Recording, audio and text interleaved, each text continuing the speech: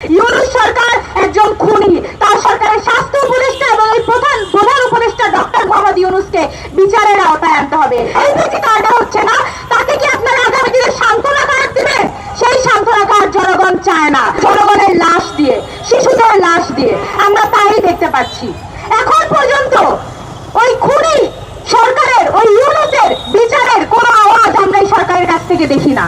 আমরা দেখি না কোনো প্রতিরোধের কথা, আমরা দেখি না কোনো প্রতিকারের কথা। কিছুক্ষণ আগেও বক্তারা বলে গেল যে এই ঢাকা বিশ্ববিদ্যালয়ের কেন্দ্রীয় যে খেলার মাঠ, তাকে তার চাওয়া হয়েছিল চিকিৎসার জন্য, শিশুদের চিকিৎসার জন্য জরুরি ইউনিট হিসেবে সরকার থেকে চাওয়া হয়েছিল। এই ডাকসু, এই যে ক্ষমতার কাছাকাছি অবস্থান করা আর একটা দল, তারা সেটা দিতে নারাজ হলো।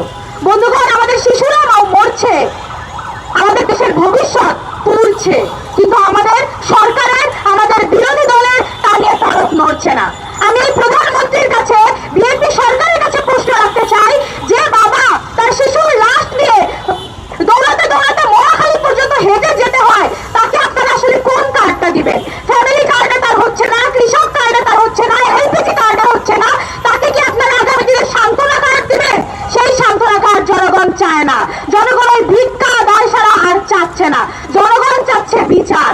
শিশুর লাশ নিয়ে যে মা বাবা দৌড়াচ্ছে, তারা চাচ্ছে বিচার। সেই বিচারটা নিয়ে কেন এখনো আলোচনা উঠছে না? ইউনূস সরকারের সংস্কার করতে গিয়ে এসে কতগুলো শিশুকে হত্যা করে দিয়ে গেল। বন্ধুগণ, সেই বিচারে নিয়ে কোনো আওয়াজ নাই, সেটা নিয়ে কোনো পদক্ষেপ নাই। আমরা এখনো দেখছি না যে এই সরকারের টনক নড়ছে, কোনো জরুরি অবস্থা তারা ঘোষণা করছে, আইসিইউর সংখ্যা বাড়ানো হচ্ছে, অক্সিজেনের সংখ্যা বাড়ানো হচ্ছে, আমরা তেমন কোনো খোঁজ পাচ্ছি না। এই শহরের, এই ঢাকা শহরের হয়তো না কিছু না কিছু খোঁজ আমাদের কানে আসে। আমরা কি ওই দুর্গম পাহাড়ের ঘটনা জানি, যেখানে সরকার মদত করছে, ওই সেনাবাহিনী পাহাড় কেটে কেটে রিসোর্ট বানাতে পারে, কিন্তু একটা হাসপাতাল এখনো কোনো সরকারের আমলে তৈরি করা হয়নি। সেই শিশুরা কিভাবে জীবন যাপন করছে, সেই শিশুদের মায়েরা বাচ্চারা কি কষ্ট পাচ্ছে, সেইটা আমাদের সরকারের কাছে যায় না। ফ্যামিলি ম্যান তারেক রহমানের কাছেও সম্ভবত সেই কান্নার আওয়াজ পৌঁছায় না। বন্ধুগণ, আমরা